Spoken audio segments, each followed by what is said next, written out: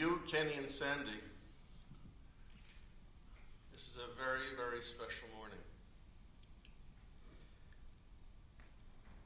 It's well understood that we are gathering in memory of your very dear and beloved parents and the Sefer Torah that you have commissioned and which you have shared with our community for the benefit of young Israel speaks to that devotion and love.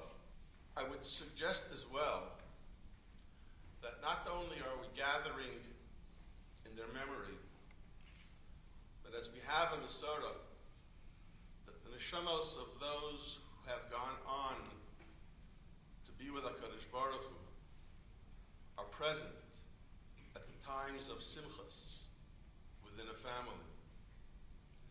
Sandy said to me this morning that had your parents been here, they would have been very happy with the occasion.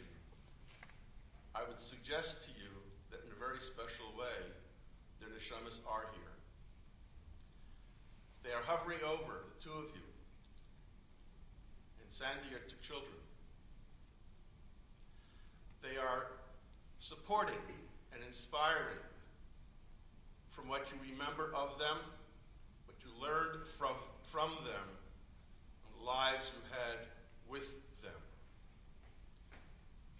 As Rabbi Shapiro noted, the unbelievable and painful tragedy of your losing both of them within a few days, your mother even during the Shiva of your father,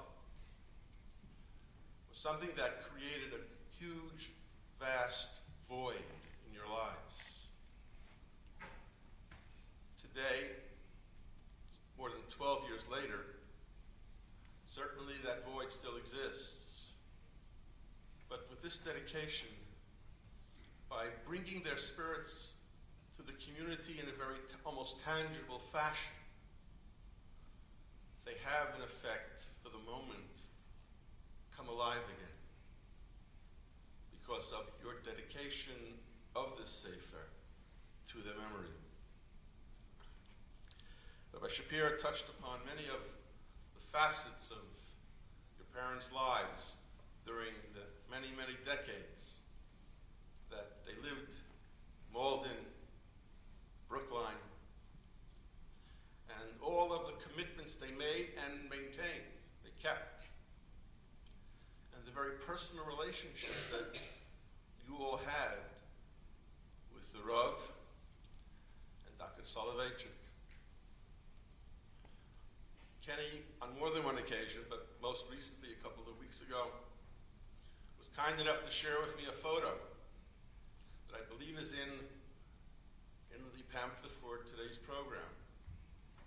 And it's not just a photo of a memento, but it's a photo of a statement of extended family.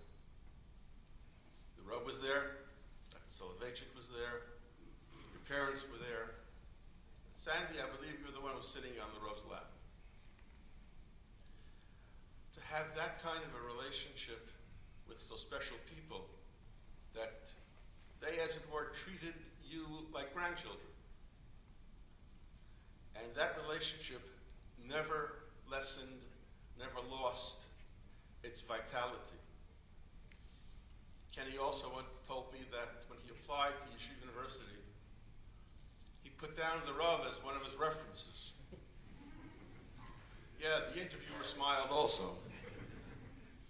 And as Kenny told me, he challenged Kenny and said, what kind of chutzpah is this? I'm not sure he used the word, but that's how I remember the retelling of the event.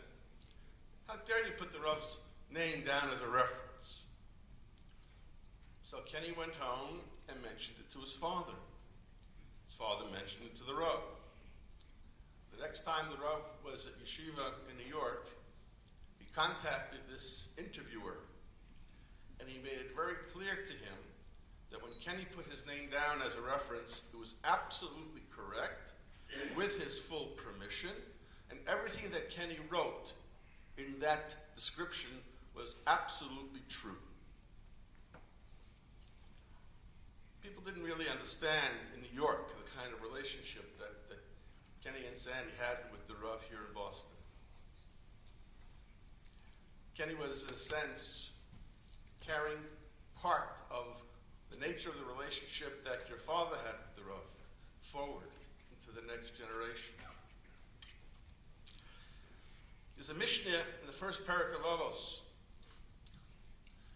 Mishnah makes three statements. I will only cite two. Aseh lecha Rav, kinei lecha chaver. You shall make for yourself a teacher and purchase for yourself a friend.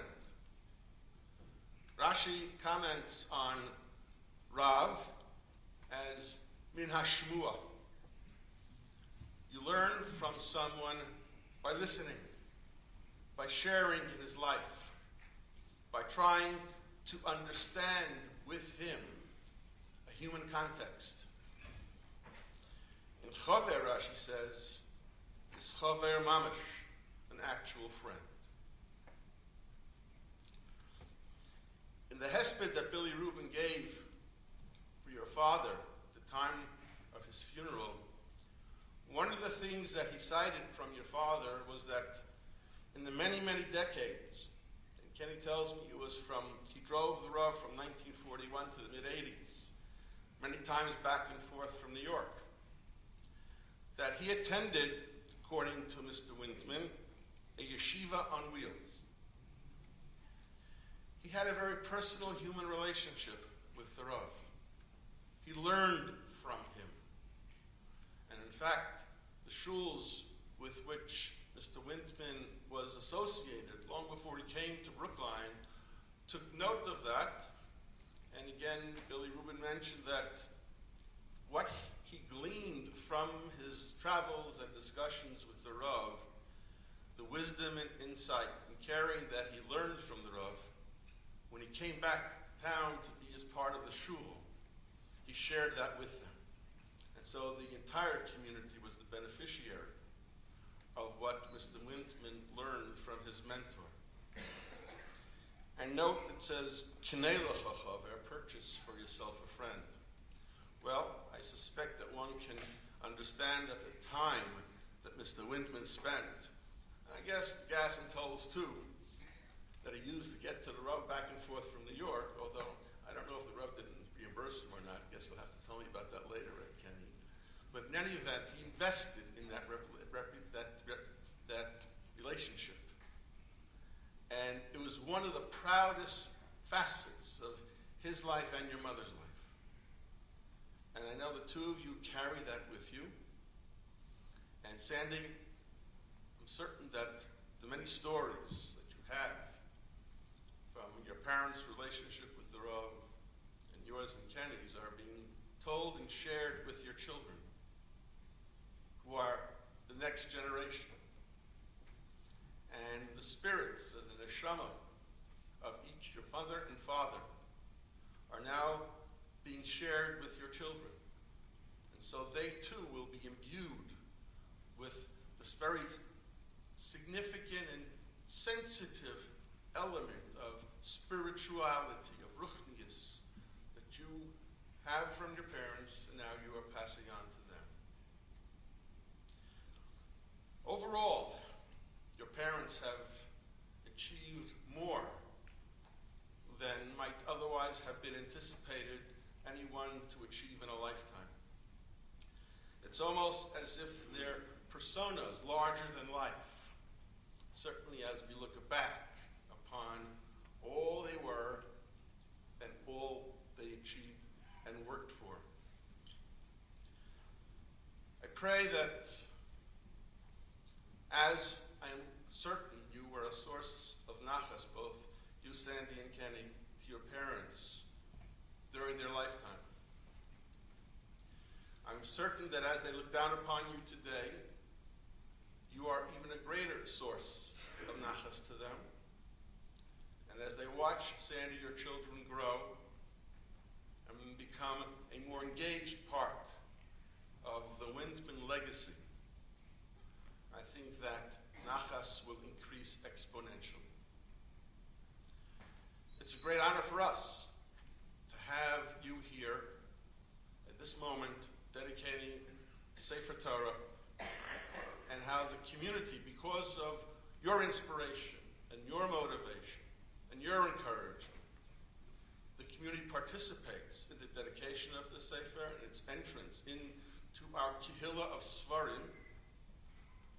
Kadosh Baruch Hu grant that you always be blessed with strength, conviction, wisdom, and the many things that you all both do for your communities. And Kenny, we're the beneficiary here. I don't think there's another Kenny Wintman anywhere in the world. And I think with you they probably broke the mold. But it's for us, it's a great pleasure and it's a great honor. So I want to wish you a mazel tov on the hachnasa of this new, beautifully written Sefer Torah. And the Yitz Hashem, the Kadosh Baruch Hu, even as your parents have nachas, Kadosh Baruch Hu will always also have nachas from the work that your parents fulfilled in their lifetime and that the two of you are now carrying on through yours. Mazel tov. Mazel tov. I want to thank everyone for coming to this very special event this morning. We appreciate your being here and your celebrating, and I will echo, though not continue to repeat the list of all those who participated in making this happen. But I as well thank them. And since there is somebody who rarely gets thanked, and that's our President Avi Goldberg, I actually even owe him a thank you from Simchas Torah. But in any event, this is another Simchas Torah. So we're sort of lumping the thank yous together. And Kadosh Baruch Hu should allow that we as a Kehillah always continue to grow and also always continue to give nachas to Kadosh Baruch Hu.